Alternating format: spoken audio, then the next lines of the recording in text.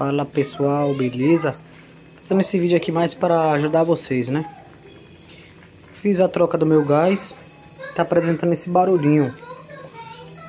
Devo me preocupar? Então, gente, esse barulhinho é normal, tá?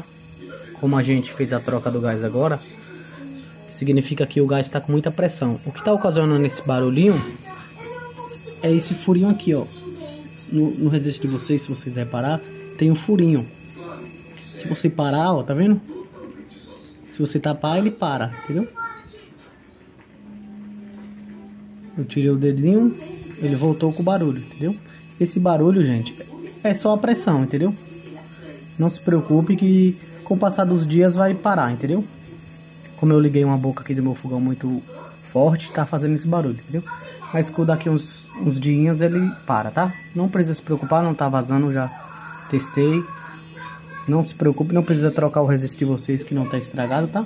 É só isso mesmo, tá?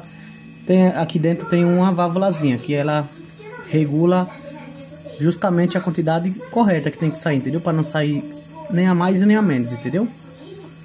Beleza? Não devem se preocupar, viu?